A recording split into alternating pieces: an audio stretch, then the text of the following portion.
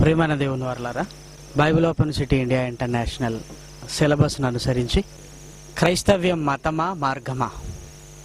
ఎక్కువ మంది మతం అని భావించటం వల్ల మిగిలిన మతాలతో క్రైస్తవ్యాన్ని పోల్చటం, మతం అనే నిర్ధారణ మనిషికి కలగటం వల్ల ఈరోజు ప్రభుత్వాలు సహితం క్రైస్తవులు మత మార్పిడులు చేస్తున్నారు అని మిగిలిన మతాలలో ఉన్న వారిని క్రైస్తవ్యం అనే మతంలో చేర్పిస్తున్నారనే అపోహలు కూడా ఈరోజు ఎక్కువగా భారతదేశంలో మనం వింటున్నాం. ఒక తమిళనాడు కానివ్వండి, ఒరిస్సా కానివ్వండి, ఎక్కువగా ఇలాంటి చట్టాలు చేసే పరిస్థితులలో ప్రభుత్వాలు రావటం మనందరికీ తెలిసిన విషయమే. ఇకపోతే క్రైస్తవుల కార్యక్రమాలను కూడా టీవీ న్యూస్లో చెబుతున్నప్పుడు ఈరోజు క్రైస్తవ మత పెద్దలు అన్న పదాన్ని కానివ్వండి, క్రైస్తవ మతస్థులు క్రీస్తు జన్మదినాన్ని ఘనంగా జరుపుకున్నారనే పదాలను కానివ్వండి, లేదంటే క్రైస్తవ మతస్థులు యేసుక్రీస్తు మరణ దినాన్ని ఈరోజు ఘనంగా ఆచరించారని కానివ్వండి, టీవీలో న్యూస్లో కూడా క్రైస్తవ్యాన్ని గురించి మతం అనే పదాన్ని వాటికి ఉపయోగించడం మనందరికీ తెలుసు. ఇక క్రైస్తవులలో కూడా మరికొందరు మహాసభలను ప్రారంభించేటప్పుడు కూడా క్రైస్తవ మత సభలను ఈరోజు ప్రారంభిస్తున్నామని దేవుడికి ప్రార్థన చేయటం, మతంలో ఉంటున్న కొన్ని నమ్మకాలను క్రైస్తవ్యంలో చూపించడానికి ప్రయత్నం చేయటం, ఇలాంటి పద్ధతులు క్రైస్తవ్యంలో కూడా కనిపించటం వల్ల క్రైస్తవ్యం మతం అనే ఆలోచన మిగిలిన వారికి కలిగింది. క్రైస్తవ్యం ఒక మతమే అన్న ఆలోచనతో ఈరోజు ఎక్కువ మంది క్రైస్తవులు ఉండటం మనందరికీ తెలుసు. అసలు క్రైస్తవ్యం అనేది భూమి మీదకి రావటానికి కారకుడు క్రీస్తు అయితే యేసుక్రీస్తు మతంగా స్థాపించాడా, లేదా తన జీవితంలో పరలోకపు మార్గాన్ని, తండ్రి యొక్క మహాజ్ఞానాన్ని సమాజానికి తెలియచేశాడా మనకు కావాలి. కాబట్టి ఈరోజు మనుషులు అనుకోవటం వేరు, అసలు బైబిల్లో రాయబడింది ఆలోచించటం వేరు. ఈరోజు లేఖనాల పరిశోధన సదస్సు ఈ ప్రాంతంలో జరగటం వల్ల బైబిల్లో ఉంటున్న ప్రతి పదాన్ని కూలంకషంగా, వివరణాత్మకంగా, యేసుక్రీస్తు బోధలో మతం కనపడుతుందా, మరొక లోకానికి మార్గాన్ని ఆయన విశదీకరించాడో, మతం ఎంత భయంకరమైందో, మార్గం మనిషికి ఎంత అవసరమైందో బైబిల్ను పరిశోధించగలిగితే క్రీస్తు మొదటి శతాబ్దంలో మాట్లాడిన ఒక అద్భుతమైన మాట బైబిల్లో మనకు కనపడుతుంది. మత్తయి సువార్త 23వ అధ్యాయము 15వ వచనాన్ని దయచేసి చూడండి. అయ్యో వేషధారులైన శాస్త్రులారా, పరిసయ్యులారా, ఒకని మీ మతములో కలుపుకొనుటకు మీరు సముద్రమును భూమిని చుట్టి వచ్చెదరు. అతడు కలిసినప్పుడు అతన్ని మీకంటే రెండంతలు నరకపాత్రునిగా చేయుదురు. యేసుక్రీస్తు మొదటి శతాబ్దంలో తన 33.5 సంవత్సరాల జీవిత కాలంలో అప్పటికీ ధర్మశాస్త్రాన్ని బోధించడానికి అప్పగింపబడిన శాస్త్రులను, పరిసయ్యులను, ధర్మశాస్త్రోపదేశకులను ఉద్దేశించి ఒకరిని మీ మతములో కలుపుకొనుటకు అన్నాడు. అంటే యేసుక్రీస్తు మతాన్ని గురించి ప్రస్తావిస్తున్నది అప్పుడుంటున్న యూదా మతాన్ని గురించి మాట్లాడుతున్నాడు. యూదా అనేది ఒక తెగ. ఆ తెగకు దేవుడు మతాన్ని ఇవ్వలేదు, కానీ సత్య సంబంధమైన ధర్మశాస్త్రాన్ని ఇచ్చాడు. ధర్మశాస్త్రపు విలువ తెలియక ధర్మశాస్త్రంలో నుండి మహాజ్ఞాన సంగతులు చెప్పటానికి బదులు ఒక తెగకు సంబంధించింది యూదా అన్నదైతే యూదా మతముగా మార్చేసుకున్నారు.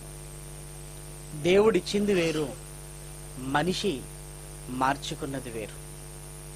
దేవుడిచ్చింది జ్ఞానం అయితే ఆ జ్ఞానాన్ని చెప్పడానికి బదులు మనిషి మతాలను సృష్టించుకున్నాడు.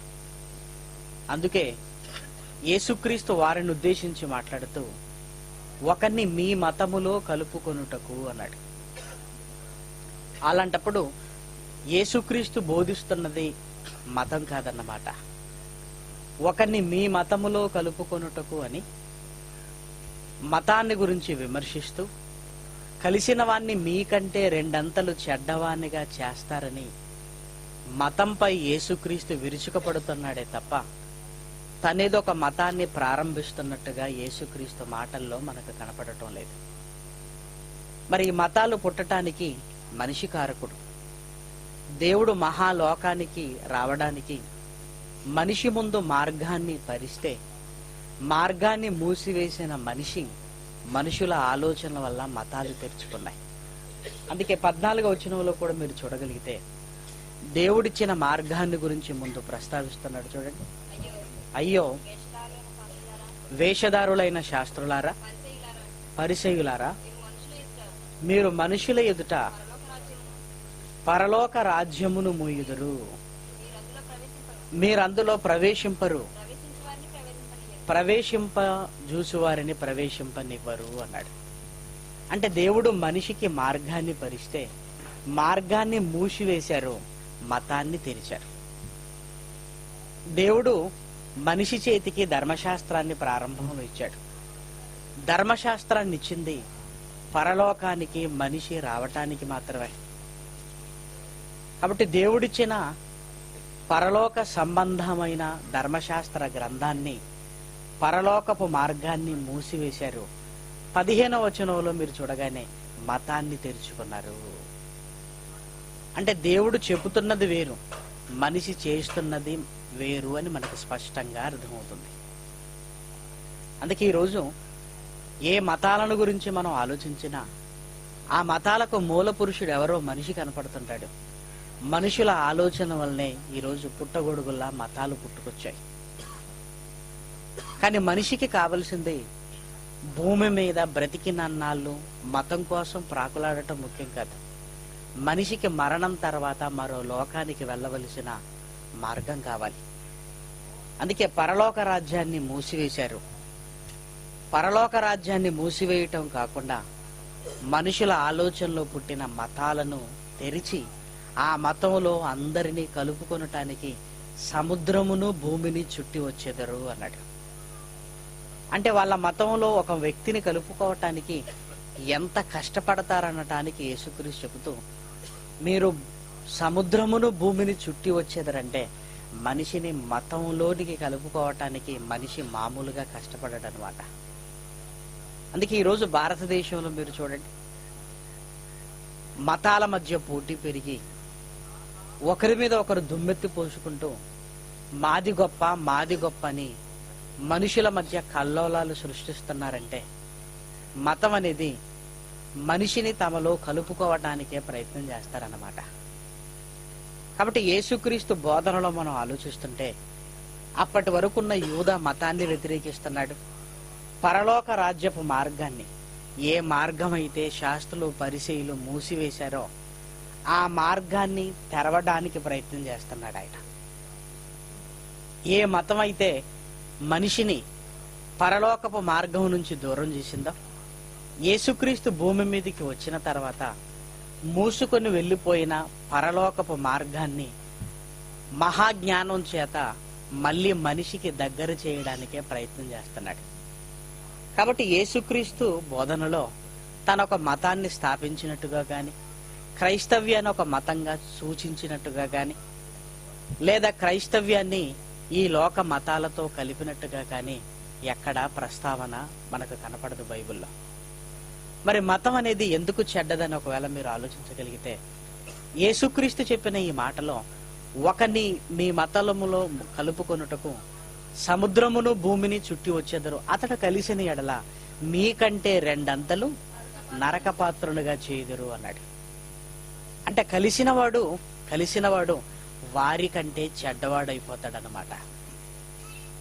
ఒకవేళ ఈ మత పెద్దలకు కలవకపోతే దేవుడి కోసం బ్రతకకుండా మామూలుగానైనా నరకానికి వెళ్ళిపోతాడేమో కానీ ఒకవేళ వీళ్ళ చేతుల్లో పెడితే మీకంటే రెండింతల నరకపాత్రునిగా చేయుదురు అంటే మనిషిని మరింత భయంకరంగా మారుస్తుందన్నమాట మతం. అందుకే ఈరోజు చూడండి, మతాల మధ్య ఆధిపత్యపు గొడవ పెరిగి అవసరమైతే తమ ఆధిపత్యం కోసం చంపటానికి కూడా వెనుకంజ వేయటం లేదు. ఇంచుమించు 2 సంవత్సరాల క్రితం బెంగళూరులో మత ఘర్షణలు జరిగినప్పుడు తొక్కిసలాటలో పిల్లల్ని తొక్కి చంపేశారండి.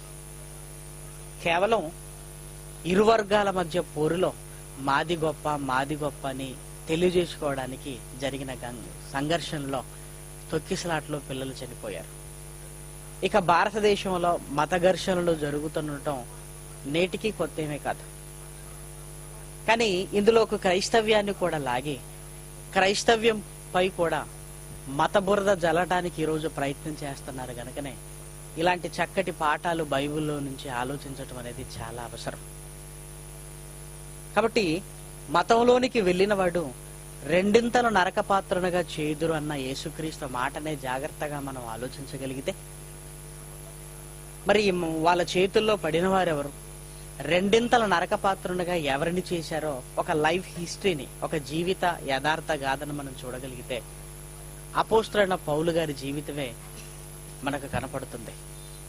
ఎందుకంటే అపోస్తలుడైన పౌలు గారు గమలీయేలు యొద్ద పాదాల దగ్గర ధర్మశాస్త్రాన్ని నేర్చుకుంటున్న ఆ తొలి రోజుల్లో ధర్మశాస్త్రంలో ఉంటున్న జ్ఞానానికి ఆకర్షితుడైనప్పుడు పౌలు గారి మీద మత పెద్దల చూపు పడింది. యూదా మత పెద్దల చూపు పడింది.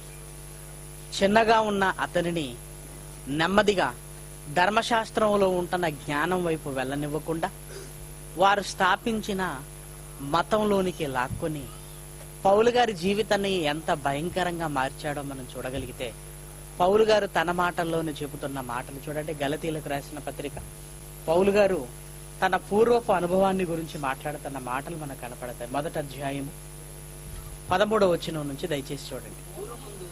పూర్వమందు యూదా మతస్థుడనై ఉన్నప్పుడు నేను దేవుని సంఘమును అపరిమితముగా హింసించి నాశనము చేయుచు నా పితరుల పారంపర్యాచారమందు విశేష ఆసక్తి గలవాడనై నా స్వజాతీయులలో నా సమాన వయస్కులైన అనేకుల కంటే యూదా మతములో అత్యధిక ఆధిక్యత నొందినవాడనై నా నడవడిని గురించి మీరు వింటిరి. పౌలు గారు గలతీలకు లేఖను రాస్తూ పరిశుద్ధాత్మ ప్రేరణతో ప్రారంభపు తన జీవితాన్ని గురించి పరిచయం చేస్తున్నాడు. గమలీయేలు పాదాల దగ్గర ధర్మశాస్త్రాన్ని నేర్చుకున్న పౌలు గారు యూదా మత పెద్దల మాటలు విని యూదా మతంలోనికి వెళ్ళిపోయాడు. యూదా మతంలోనికి వెళ్ళిపోయిన తర్వాత పౌలు గారి ఆలోచన, పౌలు గారి పని, పౌలు గారి ఉద్దేశం ఇవన్నీ మారిపోయాయి. ఎందుకంటే మతంలో పట్టుదల, మతంలో పగ, మతంలో ద్వేషం, మతంలో ఇవన్నీ ఉంటాయి.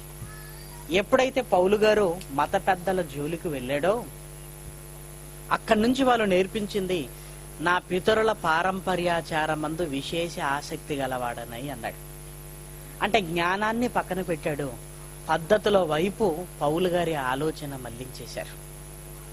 చూసారా, ధర్మశాస్త్రంలో ఉంటున్న అనేకమైన సంగతులు నేర్పించడానికి బదులు పెద్దలు పెట్టిన పద్ధతులు మాత్రమే నేర్పిస్తూ ఆ పద్ధతులలో ప్రావీణ్యుడిగా చేర్చి ఒకవేళ మన దగ్గర నుంచి వెళ్ళిపోతాడేమో అని ఆ మతంలో ఒక మంచి ఉద్యోగాన్ని, ఒక మంచి పోస్టును పౌలు గారికి ఇచ్చారు.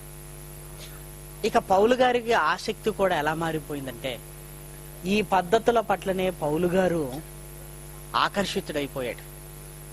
ఇక దేవుని సంఘాన్ని విపరీతంగా హింసించడం, సంఘాన్ని పాడు చేయటం, అంటే మతంలోనికి వెళ్ళిన తర్వాత పౌలు గారి ఆలోచనలు పూర్తిగా భిన్నమైపోయాయి. కాబట్టి నా పితరుల పారంపర్యాచారమందు విశేషమైన ఆసక్తి గలవాడనై అన్నాడు. ఇంతకీ పౌలు గారికి నేర్పించిన ఈ పెద్దల ఆచారాలేంటో మనం జాగ్రత్తగా బైబిల్లో చూడగలిగితే మత్తయి సువార్త 15వ అధ్యాయము 9వ వచనంలో, లేదంటే 7, 8, 9 వచనాలు మీరు చూడగలిగితే, వేషధారులారా ఈ ప్రజలు 7వ వచనం పైనుంచి చదవండి. మీరు మీ పారంపర్యాచారమును నిమిత్తమై దేవుని వాక్యమును నిరర్ధకము చేయుచున్నారు. వేషధారులారా, ఈ ప్రజలు, ఇక్కడ సందర్భాన్ని జాగ్రత్తగా మీరు ఆలోచించగలిగితే, యేసుక్రీస్తు యూదా మత పెద్దల పద్ధతులను విమర్శిస్తున్నాడు. ఎందుకంటే యెరూషలేము నుంచి కొందరు వచ్చారు, శిష్యులు కడగని చేతులతో భోజనము చేస్తున్నారని చూసి యేసుక్రీస్తు నిలదీస్తున్నారని. నీ శిష్యులందరికీ కడగని చేతులతో భోజనం చేస్తున్నారు అని. అసలు చేతులు కడుక్కోవాలి అనేది ఇది పెద్దలు పెట్టిన పద్ధతి. ఇదే కాకుండా సంత నుంచి వాళ్ళు వచ్చినప్పుడు నీళ్లు చల్లుకోవటం, భోజనాన్ని కూర్చున్నప్పుడు చేతులు కడుక్కోవటం, ఇత్తడి మట్టి పాత్రలను నీళ్ళలో కడగటం, ఇలాంటి అనేకమైన ఆచారాలను వాళ్ళు పాటించేవారు. ఇవన్నీ పెద్దలు పెట్టినవి. ఇక పౌలు గారికి కూడా ఏమి నేర్పించారంటే ఈ ఆచారాలు బాగా వంటబట్టించేశారు. అందుకే గలతీలకు రాసిన పత్రికలో ఉన్న మాట ఇప్పుడు జ్ఞాపకం చేసుకోండి. పితరుల పారంపర్యాచారమందు విశేషమైన ఆసక్తి గలవాడని అన్నాడు. ఇంతకీ ఆసక్తి వేటి మీద వచ్చిందంటే, ఇదిగో భోజనానికి ముందు చేతులు కడుక్కోవాలి, సంత నుంచి వచ్చినప్పుడు నీళ్లు చల్లుకోవాలి, ఇత్తడి మట్టి పాత్రలను నీళ్ళలో కడగాలి. ఇలాంటివి అనేకమైన ఆచారాలను, పారంపర్యాచారాలను యూదులు పాటించేవారు. అదే విషయం మనకు ఎక్కడ కనపడుతుందంటే మార్కు సువార్త 7వ అధ్యాయము 3, 4, 5 వచనాలు మీరు చూడండి. పరిసయ్యులు యూదులందరూ పెద్దల పారంపర్యాచారమును బట్టి చేతులు కడుక్కుంటేనే కాని భోజనము చేయరు, మరియు వారు సంత నుండి వచ్చినప్పుడు నీళ్లు చల్లుకుంటేనే గాని భోజనము చేయరు. ఇదియుగాక గిన్నెలను, కుండలను, ఇత్తడి పాత్రలను నీళ్లలో కడుగుట మొదలగు అనేక ఆచారములను వారు అనుసరించేవారు. పౌలు గారికి ఈ పద్ధతులే బాగా నేర్పించేశారు. ధర్మశాస్త్రంలో ఉంటున్న జ్ఞానాన్ని నేర్పించలేదు, ఈ పద్ధతులనే నేర్పించారు. ఈ రోజు కూడా మీరు ఆలోచించండి, దేవాలయంలో ఉన్న వారికి పద్ధతులు బాగా ఎక్కువగా తెలుస్తాయండి. దేవాలయానికి వెళ్ళగానే ఏ పాట పాడాలి, కూర్చుని ఎన్ని పాటలు పాడాలి, నిలబడి ఎన్ని పాటలు పాడాలి, ప్రభు వాళ్ళకి ఏ పాట పాడాలి, చందాకి ఏ పాట పాడాలి, ఇవన్నీ క్రమం తప్పకుండా అందరికీ తెలుస్తాయి. ఈ పాటే పాడాలన్న నియమం ఎవరు పెట్టారంటే పెద్దలు పెట్టారు. ఆ పెద్దలు పెట్టినవి ఇదిగో పిల్లలందరూ సక్రమంగా నెరవేర్చుకుంటూ వెళ్ళిపోతున్నారే తప్ప వీటి మీద ఉన్నంత శ్రద్ధ దేవుడు వాక్యంలో రాయించిన మాటలపై లేదు ఈరోజు. కాబట్టి పౌలు గారికి ఇవి బాగా నేర్పించారు. ఇవన్నీ బాగా నేర్చుకున్న పౌలు గారు ఇక దేవుడికి సేవ అంటే ఏమనుకున్నాడంటే, ఇదిగో ఈ పద్ధతులను పాటించటమే సేవ. ఒకవేళ ఈ పద్ధతులు ఎవరైనా పాటించకపోతే వారిని దండించటం, అవసరమైతే వారిని బెదిరించటం, అవసరమైతే వారిని చంపటం, ఇదే దేవునికి సేవ చేయటం అనుకున్నాడు. ప్రేమన దేవుని పిల్లలారా, ఎందుకంటే పౌలు గారికి అదే నూరు పోశారు. ఏమని? ఇదిగో ఈ పద్ధతులను ఎవరైతే పాటించటం లేదో వారు దేవునికి వ్యతిరేకులు. దేవునికి వ్యతిరేకులను మనం శిక్షించాలి. దేవుడికి వ్యతిరేకంగా బ్రతుకుతున్న వారిని అవసరమైతే చంపేయాలి. ఇదిగో ఈ పద్ధతులే మనకు చాలా ముఖ్యమైనవి అని మనుషులు పెట్టిన వీటిని దైవోపదేశములని పౌలు గారికి బోధించేసరికి మతంలోనికి వెళ్ళిన పౌలు గారు తాను మనిషినన్న సంగతే మర్చిపోయాడు. చూసారా, గమలీయేలు పాదాల దగ్గర ఉంటున్నప్పుడు యూదుల చేతుల్లో పడిన పౌలు గారు పారంపర్యాచార విషయాల్లో పట్టుదల పెంచుకొని సంఘాన్ని పాడు చేయటానికి ప్రారంభించాడండి. సంఘాన్ని పాడు చేస్తూ ఇదే దేవుని సేవ అనుకునే భ్రమలో ఉన్నాడు పౌలు గారు. ఇలాంటి భ్రమ ఎందుకు కలిగిందంటే, మతంలోనికి వెళ్ళిన వాడికి చంపటం, చావటం ఇవేనండి వాళ్ళకు నేర్పించేది. ఈరోజు ఒక ఉగ్రవాదాన్ని గురించి మనం ఆలోచించగలిగితే, చంపటము, చావటం అన్న నినాదం వాళ్ళతో కనిపిస్తుందంటే అది దేవునికి సేవ చేయటం అనుకుంటున్నారు. 2003లో WTC టవర్ను పడగొట్టారు, మనందరికీ తెలుసు. అట్ట అనే ఒక వ్యక్తి ఆ టవర్స్ ను ఢీ కొట్టడానికి ముందు తను చేస్తానని తెలుసు, తనతో ఉన్నవారు కూడా చేస్తారని తెలుసు. తనేదో దేవుడికి సేవ చేస్తున్నట్టుగా నినాదాలు చేస్తూ అనేక మందిని చంపాడు, తాను కూడా చచ్చాడు. తాను చంపడానికి ప్రధానమైన కారణం ఏంటంటే చిన్ననాటి నుంచి దేవుడికి సేవ అంటే దేవుడికి వ్యతిరేకమైన వారిని, వ్యతిరేకమైన దేశాలను, వ్యతిరేకమైన ప్రాంతాలను మట్టు పెట్టటమే సేవ అనుకున్నారండి. కాబట్టి పౌలు గారు కూడా ఇంచుమించు అలానే తయారు చేశారు పౌలు గారిని. దేవుడంటే ఆసక్తి కలిగిన పౌలు గారు ఈ ఆచారాలను వంటబట్టించుకున్న తర్వాత, ఇదిగో ఈ ఆచారాలను చాలా మంది తృణీకరిస్తున్నారు, ఇదిగో క్రీస్తును నమ్మిన వారట, వాళ్ళు క్రైస్తవులట, ఇదిగో దేవునికి వ్యతిరేకంగా బ్రతుకుతున్నారని పౌలు గారికి నూరు పోసి సంఘాన్ని పాడు చేసే ఒక భయంకరమైన వాడుగా పౌలు గారు మారిపోయాడండి.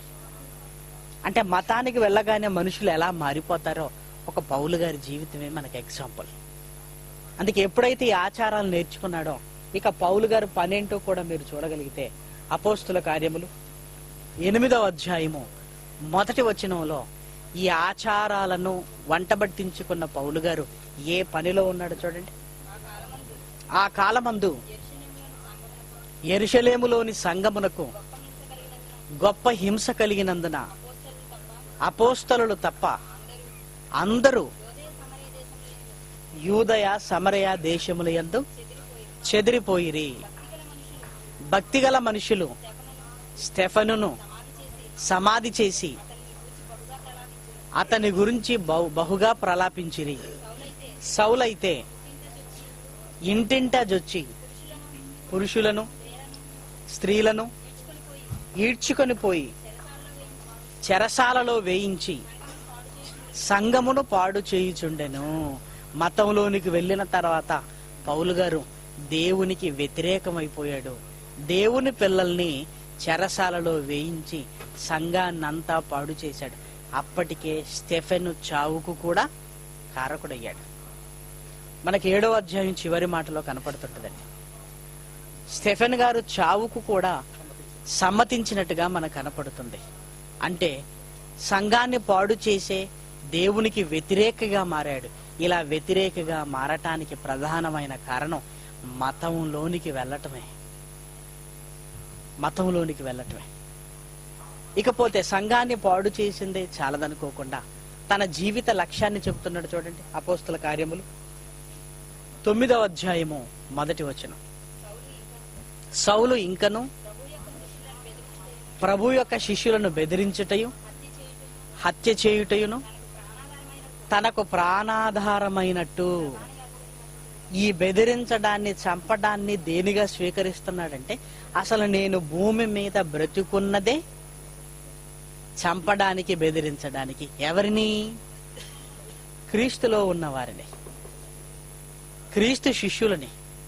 వారిని ఎందుకు చంపాలనుకుంటున్నాడు? ఇదిగో మన పద్ధతులను వాళ్ళు వ్యతిరేకిస్తున్నారు. చేతులు కడుక్కోవటం లేదు, నీళ్లు జల్లుకోవటం లేదు. చూసారా? పెద్దలు పెట్టిన వాటి విషయంలో మాత్రం మనిషి పట్టుదలగా ఉన్నాడు. దేవుడిచ్చిన వాక్యం దగ్గర మాత్రం మనిషి ఆలోచనలే లేకుండా పోయిందంటే. ఇక పౌలు గారు ఎలా మారిపోయాడు చూడండి.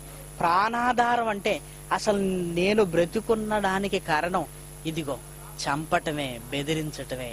అంటే ముందు చెప్పి చూస్తాను, వినకపోతే బెదిరిస్తాను, ఒకవేళ బెదిరించిన వినకపోతే చంపేస్తాను. అంటే ఒక రౌడీ షీటర్గా మారిపోయాడు, ఒక హంతకుడుగా మారిపోయాడు, ఒక ప్రేమ లేనివాడుగా మారిపోయారు. ఒక మాటలో చెప్పాలంటే ఒక క్రూర మృగానికి ఉన్న స్వభావం వచ్చిందండి. ఎందుకు? ఈడ్చుకొని పోతున్నాడు, చెరసాలలో వేస్తున్నాడు. ఒక పౌలు గారు ఇలా మారిపోవటానికి కారణం యూదా మతంలో పౌలు గారు జాయిన్ అవటమేనండి. యూదా మతంలోనికి పౌలు గారు వెళ్ళటమే. ఇప్పుడు యేసుక్రీస్తు అన్న మాట మీరు జ్ఞాపకం చేసుకుంటే, అయ్యో శాస్త్రులారా, పరిచయులారా, ఒకని మీ మతములో కలుపుకొనుటకు మీరు భూమిని సముద్రమును చుట్టి వచ్చేదరు. ఒకడు మీతో కలిసిన ఎడల అతని రెండింతలు నరకపాత్రునిగా చేయుదురు. గమలీయేలు పాదాల దగ్గర ఉన్నప్పుడు మాత్రం జ్ఞానం పట్ల ఆకర్షితుడైన పౌలు గారు వీళ్ళ చేతుల్లో పడిన తర్వాత జ్ఞానాన్ని పక్కన పెట్టి పారంపర్యాచార పద్ధతుల మీద ఆసక్తిని పెంచుకొని ఇదిగో బెదిరించటం చేస్తున్నాడంటే ఒక రౌడీలా మారిపోయాడు. బెదిరించటం అంటే ఎవరు చేసే పని? ఒక రౌడీ షీటర్లు చేసే పని అండి. మతంలోకి వెళ్ళిన తర్వాత ఒక రౌడీ షీటర్లా మారిపోయాడు. ఇక హత్య చేయటం, ఒక హంతకుడుగా మారిపోయాడు. ఇప్పుడు చెప్పండి, ఒక రౌడీ షీటర్ ఒక హంతకుడుగా మారిపోయాడంటే పౌలు గారు ఇలా మారటానికి ఆ రోజు మనుషులు స్థాపించుకున్న యూదా మతం కారణం కదా. అందుకేనండి మతం అనేది ఎప్పుడు మనిషికి మంచిది కాదు. ఈ రోజు కూడా చూడండి, మతాలలో ఉన్న వారికి మానవత్వం అనేది కనిపించదండి. క్రూర మృగాల్లా ఉంటారు. ఆధిపత్యం కోసం హత్యలు, ఆధిపత్యం కోసం ఎంత గొడవలైనా చేయటానికి ఈ రోజు ముందుంటారు. అందుకే ప్రేమ కనిపించదు. సాటి సహోదరుడన్న మమకారం ఉండదు. ఎందుకంటే మతంలో అలాంటి విషయాలు నూరిపోస్తారు గనక. కాబట్టి పౌలు గారి జీవితం దేవునికి చాలా దూరం అయిపోయింది. ఇలాంటి పరిస్థితుల మధ్య దమస్కులో కూడా క్రీస్తు శిష్యులు ఉన్నారని విని అక్కడ వారిని కూడా పట్టి యెరూషలేముకు తీసుకొని వచ్చి చెరసాల్లో వేయటానికి అధికారాన్ని తీసుకున్నాడు. ఇక ఇలాంటి వాడు ఒకడు మతంలో ఉంటే మత పెద్దలకి ఎంత సంతోషం అండి. అందుకే పౌలు గారికి ఒక పదవిని కట్టబెట్టి ఒక గుర్రాన్నిచ్చి పౌలు గారి చేతికి ఒక కత్తినిచ్చి, ఇదిగో నువ్వు సేవ చేయి, నిన్ను బట్టి దేవుడు ఎంతో ఆనందంగా ఉన్నాడు అని పౌలు గారిని రెచ్చగొట్టేసరికి దమస్కులో కూడా పద్ధతులను వ్యతిరేకిస్తున్న వారు ఉన్నారని వాళ్ళని పట్టి తీసుకొని రావడానికి వెళ్ళాడండి. మార్గ మధ్యంలో ఉన్నప్పుడు మరి పౌలు గారికి దర్శనం కలిగింది. యేసుక్రీస్తు కనిపించాడు. అప్పటి వరకు నేను సేవ చేస్తున్నాను అనుకునేవాడు. అప్పుడు మాత్రం అర్థమైపోయిందండి. ఎందుకు? నీవెవడవు అని పౌలు గారు అనగానే అప్పుడు యేసుక్రీస్తు చెప్పిన మాట ఏంటి? నేను లోకరక్షకుని అని చెప్పటం లేదు, నీవు హింసిస్తున్నా యేసుని అన్నాడు. పౌలు గారు ఆశ్చర్యపోయారు. ఇప్పటి వరకు నేను సేవ చేస్తున్నాను అనుకున్నాను కదా, ఇదంతా సేవని నాకు మత పెద్దలు నేర్పించారు కదా, అంటే ఇప్పటి వరకు నేను చేసింది తప్పనమాట. ఇప్పటి వరకు నేను చేసింది తప్పనమాట. దమస్కు మార్గ మధ్యంలోనే యేసుక్రీస్తు భూమి మీద స్థాపించింది మార్గం అన్న సంగతి తెలిసింది. అక్కడి నుంచి పౌలు గారి జీవితం మళ్ళీ మార్పు చెందించటం ప్రారంభమైందండి. అప్పటి వరకు దేవుడికి దగ్గరగానున్నాను అనుకున్న పౌలు గారు స్వయంగా యేసుక్రీస్తే నువ్వు నన్ను హింసిస్తున్నావన్న పదాన్ని విని ఇప్పటి వరకు నేను చేసింది దేవుడికి వ్యతిరేకమైన పనులన్నమాట. మరి పెద్దలు నాకు నేర్పించింది ఇదే సేవను నేర్పించారు అంటే నాకు తప్పుడుగా బోధించారన్నమాట. మళ్ళీ పెద్దల దగ్గరికి వెళ్ళలేదండి, మత పెద్దల దగ్గరికి వెళ్ళలేదు. ఇప్పటి వరకు వాళ్ళ చేతుల్లో పడి నేను మోసపోయింది చాలు. ఇప్పటి వరకు దేవునికి వ్యతిరేకంగా నేను చేసిన కార్యక్రమాలు చాలు. యేసుక్రీస్తు కనిపించకపోయి ఉంటే ఆ రోజు యేసుక్రీస్తు మార్గమధ్యంలో తాను స్థాపించింది మార్గమని, తన కొరకు సేవ చేయవలసిన విధానం ఇది కాదని ఆ రోజు పౌలు గారి చెప్పకపోతే పౌలు గారి జీవితాన్ని అసలు ఊహించగలవా? ఊహించలేవండి. ఆ రోజు యేసుక్రీస్తు చెప్పిన తర్వాత యేసుక్రీస్తు మాటను బట్టి అననీయ దగ్గరికి పంపించాడే తప్ప మళ్ళీ యూదుల మత పెద్దల దగ్గరికి వెళ్ళమని యేసుక్రీస్తు చెప్పలేదండి. ఎందుకు అననీయ దగ్గరికి వెళ్ళమన్నాడంటే, ఇదిగో నా మార్గాన్ని చక్కగా నీకు విశదీకరించి చెబుతాడు, అననీయ దగ్గరికి వెళ్ళు అన్నాడు. ఆ రోజు నుంచి మతంలో నుంచి మళ్ళీ పౌలు గారు ఎక్కడికి వచ్చాడు? మార్గంలోకి వచ్చాడండి. ఇక మార్గంలోకి వచ్చిన తర్వాత పౌలు గారి ఆలోచనలు మనం చూడగలిగితే, మార్గంలో పడిన తర్వాత మళ్ళీ తన జీవితాన్ని గురించి పౌలు గారు అంటున్న మాట చూడగలిగితే, గలతీలకు రాసిన పత్రిక మొదటి అధ్యాయము, గలతీలకు రాసిన పత్రిక మొదటి అధ్యాయము 15వ వచనాన్ని చూడండి. అయినను తల్లి గర్భమునందు పడినది మొదలుకొని నన్ను ప్రత్యేకపరిచి తన కృపచేత నన్ను పిలిచిన దేవుడు నేను అన్యజనులలో తన కుమారుణ్ణి ప్రకటింపవలనని ఆయనను నా యందు బయలుపరచ అనుగ్రహించెను. మార్గంలోకి వచ్చిన తర్వాత మళ్ళీ తన జీవితాన్ని గురించి చెబుతున్నాడు. మతంలో ఉన్నప్పుడు ఏం చెప్పాడు? సౌలైతే బెదిరించుటయు హత్య చేయుటయు తనకు ప్రాణాధారమై ఉంది అన్నాడు. అంటే నేను ప్రాణాలతో ఉండటానికి కారణం ఇదిగో ఈ కార్యక్రమాలే అన్నాడు. మార్గంలోకి వచ్చిన తర్వాత తన జీవితాన్ని గురించి ఆలోచించుకున్న తర్వాత ఇప్పుడేమంటున్నాడో తెలుసా? తల్లి గర్భమున పడింది మొదలుకొని నన్ను ప్రత్యేకపరిచింది. ఈ భూమి మీదకి నేను వచ్చిన తర్వాత క్రీస్తును ప్రకటించాలన్న ఉద్దేశంతోనే నేను పుట్టాను అంటున్నాడు. అంటే మార్గంలోకి వచ్చిన తర్వాత తన పుట్టుక పరమార్థం అర్థమైంది, తన జీవిత లక్ష్యం అర్థమైందండి. తన జీవిత లక్ష్యం అర్థమైపోయింది. ఇక మతంలో నుంచి మార్గంలోకి వచ్చిన తర్వాత మళ్ళీ పౌలు గారి జీవితాన్ని మనం చూడగలిగితే, మతంలో ఉన్నప్పుడు సంఘాలను పాడు చేశాడు, మార్గంలోకి వచ్చిన తర్వాత సంఘాలను కట్టాడు. మతంలో ఉన్నప్పుడు మార్గంలో ఉన్నప్పుడు చూడండి, మతంలో ఉన్నప్పుడు చెరసాలకు అనేక మందిని తీసుకుని వెళ్ళి వేయించాడు, చెరసాలలో వేయించాడు. మార్గంలోకి వచ్చిన తర్వాత తనే క్రీస్తు కొరకు చెరసాలకు వెళ్ళాడండి. అందుకే ఫిలోమోను పత్రిక కూడా చెరసాలలో ఉండి రాయించిందే. ఏమని రాస్తుంటాడు? క్రీస్తు ఖైదీనైనా పౌలను నేను. క్రీస్తు ఖైదీ ఎందుకైందా? అప్పుడు క్రీస్తును నమ్మిన వారిని ఖైదీ చేస్తే ఆ తర్వాత క్రీస్తు కొరకు తనే ఖైదీగా మారిపోయాడు. చూసారా? మతంలో ఉన్నప్పుడు సంపాదన మీద ఆలోచన ఉంటే మార్గంలోకి వచ్చిన తర్వాత తనకున్న ఆస్తిని అంతటిని పెంటతో సమానంగా ఎంచుకున్నాడు. మతంలో ఉన్నప్పుడు సుఖపడటానికి అలవాటు పడితే మార్గంలోకి వచ్చిన తర్వాత శ్రమ పడటానికి ఇష్టపడ్డాడు. మతానికి మార్గానికి ఎంత వ్యత్యాసం ఉందో మీరు చూడండి. మతంలో ఉన్నప్పుడు చంపటానికి కదిలితే మార్గంలోకి వచ్చిన తర్వాత బ్రతికించడానికి ఆలోచించాడు. దేవుని మహాజ్ఞానాన్ని చెప్పి ఆల్రెడీ మరణ స్థితిలో ఉంటున్న మనిషిని జీవంలోడికి నడిపించడానికి, బ్రతికించడానికి పౌలు గారు తాను కష్టపడుతున్నాడు. మతంలో ఉన్నప్పుడు చేసింది వేరు, మార్గంలో ఉన్నప్పుడు మళ్ళీ చేస్తున్నది వేరు. మనం అనుకుంటుంటాం సౌలు పౌలుగా మారాడు అని. కేవలం పేరే కాదండి, పౌలు గారి జీవితమే మారిపోయింది. అంతకు ముందు చేసిన కార్యక్రమాలకి, క్రీస్తును అంగీకరించిన తర్వాత పౌలు గారు చేసిన కార్యక్రమాలకి అసలు పొత్తు కుదరదు. వ్యతిరేకమైన కార్యక్రమాలు. అప్పుడు మానవత్వం లేనివాడుగా ఉన్నాడు, ఆ తర్వాత మనిషిని ప్రేమించేవాడుగా మారిపోయాడు.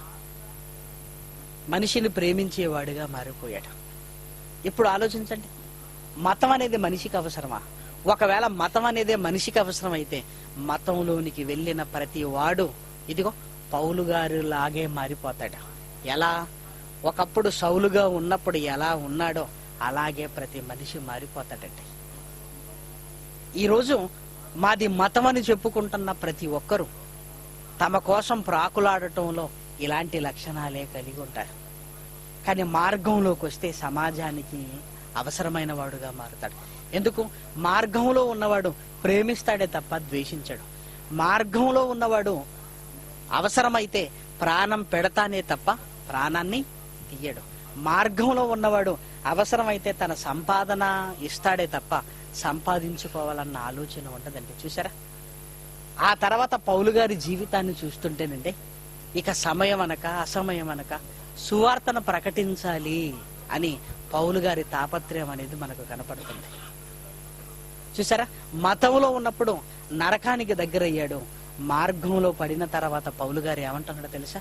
ఇదిగో కడ వరకు నా విశ్వాసాన్ని కాపాడుకుంటాను నేను, ఇక మీదట నా కొరకు జీవ కిరీటం ఉంచబడి ఉన్నది అన్నాడు.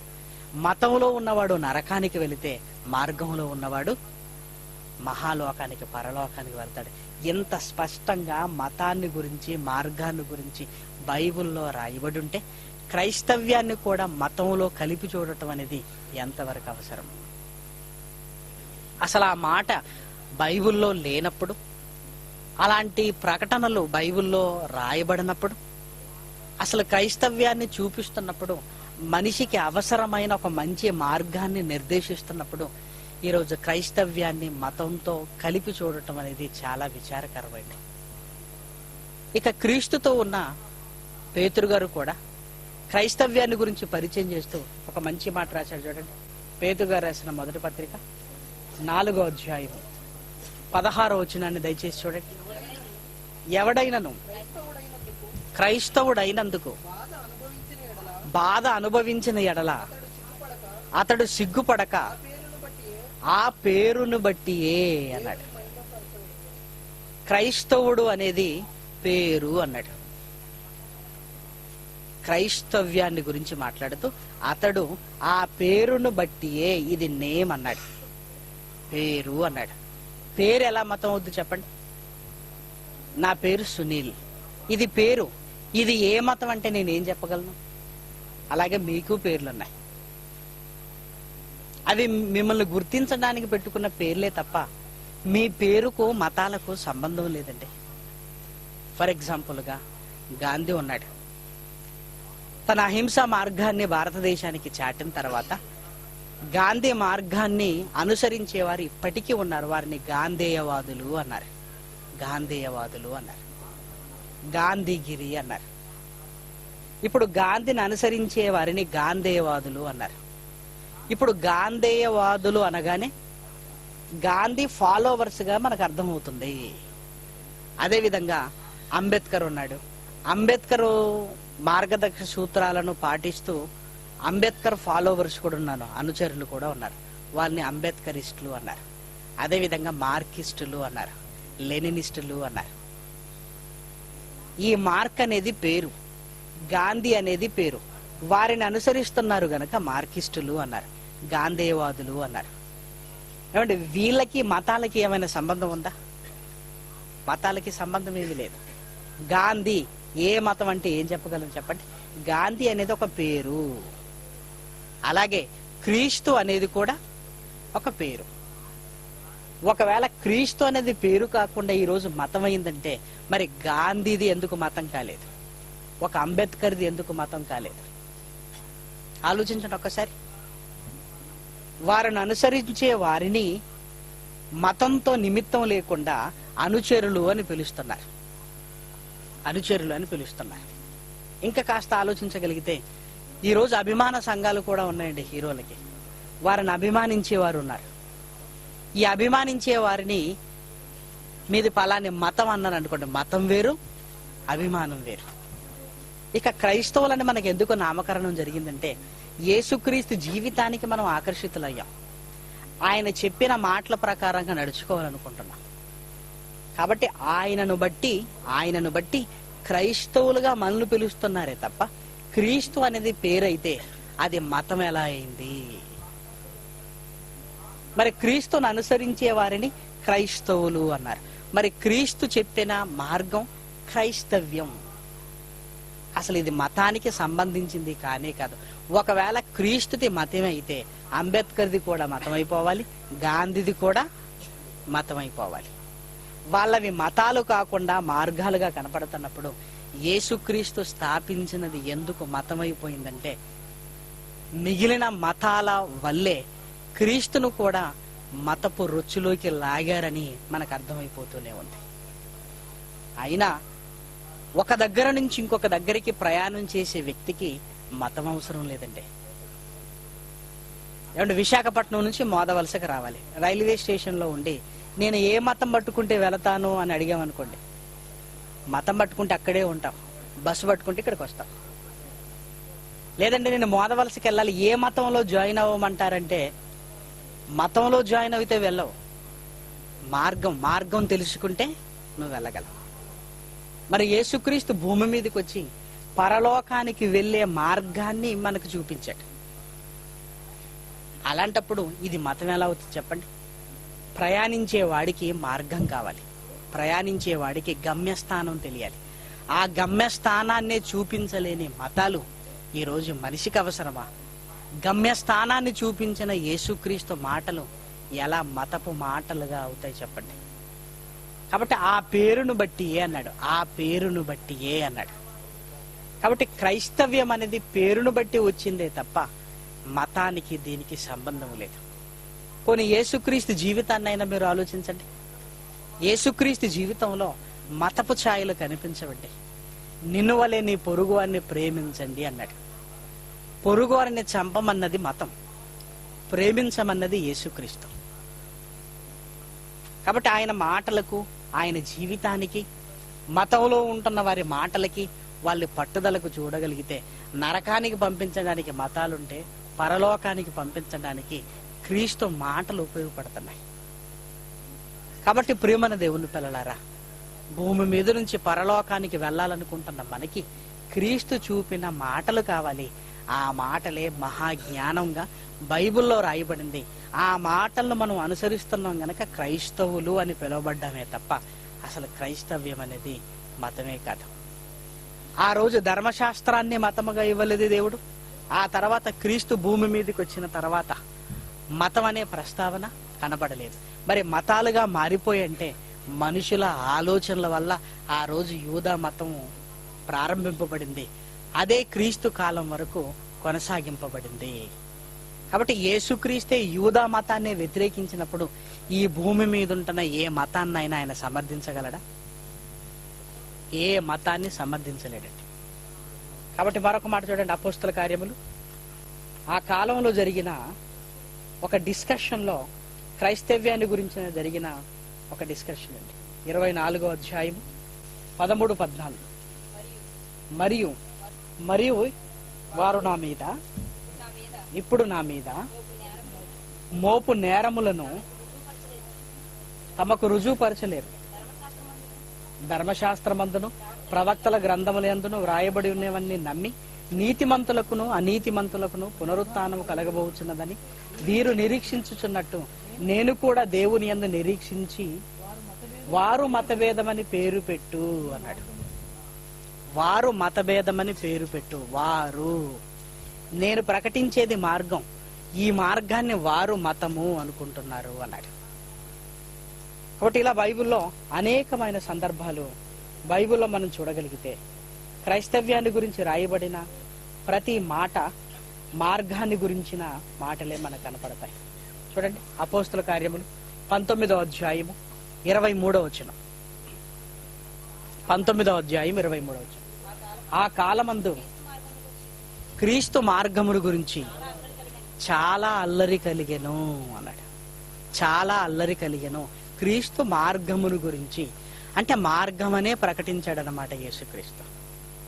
ఇక యేసుక్రీస్తు మాటల్లో మనం చూడగలిగితే మనందరికీ తెలిసిన మాట యోహాను సువార్త 14వ అధ్యాయము 6వ వచనంలో ఉన్న మాట. యేసు నేనే మార్గమును సత్యమును జీవమును. నేనే మార్గమును అంటే నేను తప్ప మిగిలిన వారందరూ మతాలను స్థాపించారు, నేను మాత్రం మార్గాన్ని స్థాపించాను. నేనే మార్గాన్ని, ఆ మార్గంలో నేనే సత్యాన్ని, నేనే జీవాన్ని. నా ద్వారా తప్ప తండ్రి యొద్దకు ఎవడునూ రాలేడు. కాబట్టి పరలోకానికి వెళ్ళవలసిన మనల్ని క్రీస్తు తన మార్గంలో నడిపించి తీసుకుని వెళ్ళాలని తన గురించి తాను మాట్లాడుతూ పౌలు గారు ప్రకటించింది, పేతురు గారు ప్రకటించింది, అపోస్తలు ప్రకటించిన ప్రతి ఒక్క మాట మనం చూడగలిగితే ఎక్కడ మత ప్రస్తావన అనేది కనపడదు. ఒకవేళ గలతీయులలో మరి మతం అని రాసి కింద విశ్వాసం అన్నాడంటే మార్గాన్ని విశ్వసించాలి, మార్గాన్ని విశ్వసించాలి. కాబట్టి వారు మతం అనుకున్నారు, కానీ ఆ మతం విశ్వాసానికి సంబంధించిందని మళ్ళీ పుట్నోట్లో రాయబడింది. కాబట్టి పుట్నోట్లో రాయబడిన దాన్ని మనం తీసుకోవలసిన అర్థం విశ్వాసము అని రాయబడింది, విశ్వాసంగా తీసుకోవాలి. కాబట్టి ఈ మార్గాన్ని విశ్వసించి యేసుక్రీస్తు మార్గంలో నడవాలే తప్ప క్రైస్తవ్యాన్ని మతం అని ఈరోజు ప్రకటిస్తున్న వారికి బైబిల్ పట్ల అవగాహన లేకపోవటం వల్లే ఇలాంటి తప్పుడు అభిప్రాయాలు క్రీస్తు నేర్పించిన మహాజ్ఞానంపై అనేక మంది ఈరోజు చల్లుతున్నారు. కాబట్టి క్రైస్తవులుగా, క్రీస్తు నమ్మిన వారుగా, క్రీస్తును అనుసరించేవారుగా, క్రీస్తును ధరించుకున్నవారుగా సమాజంలో మార్గంలో ఉంటున్న నువ్వు పౌలు గారు మార్గంలో ఉంటున్నప్పుడు ఎలా ఉన్నాడో అలా ఉండాలి. ప్రేమ కలిగి, ధనం మీద ఆశ లేకుండా, అవసరమైతే ప్రాణాలు పెట్టేవారుగా, సంఘాన్ని స్థాపించేవారుగా, అవసరమైతే మనకున్నవన్నీ సమాజానికి దేవుడి కొరకు ధారపోసేవారుగా ఉండమనే పౌలు గారి జీవితంలో మనకు కనపడుతుంది. ఎందుకంటే మార్గములో ఉన్నవాడు అలా ఉంటాడు. ఒకవేళ మనకు కూడా మిగిలిన మతస్థుల ఆలోచనలు వచ్చాయనుకోండి, అంటే నువ్వు కూడా మార్గంలో లేనట్టే. పౌలు గారు మార్గంలోకి వచ్చిన తర్వాత ఎంత చక్కగా కనపడుతూ నీతి కిరీటం, జీవ కిరీటం నా కొరకు ఉంచబడి ఉన్నదన్నాడో, మార్గంలో ఉన్నవాడు ఎప్పుడూ ప్రయాణాన్ని గురించి ఆలోచించుకుంటాడు, పరలోకానికి వెళ్ళాలన్న పట్టుదల కలిగి ఉంటాడు. కాబట్టి మిగిలిన మతస్థుల్లా క్రైస్తవులుగా ఉంటున్న మనం మారక ప్రేమ కలిగి గమ్యస్థానానికి వెళ్ళటానికి ప్రయత్నించేవారుగా ఉండాలి. కాబట్టి క్రైస్తవ్యాన్ని మతంగా ఆలోచిస్తున్న వారికి బైబిల్లో ఉంటున్న అనేకమైన సందర్భాలు చూయించి మరి వాళ్ళని ఎడ్యుకేట్ చేసే విధంగా, ఇది మతం కాదు మార్గం అనే ఈ మహాజ్ఞానాన్ని తెలియజేసే విధంగా క్రైస్తవులుగా మరి ఈరోజు సమాజంలో ప్రకటించవలసిన బాధ్యత మనపై ఉంది. కాబట్టి క్రైస్తవ్యం ఎన్నటికి ముమ్మాటికి మతం కానే కాదు, పరలోకానికి తీసుకుని వెళ్ళగలిగే ఏకైక మార్గము. ప్రార్థన చేసుకుందాం.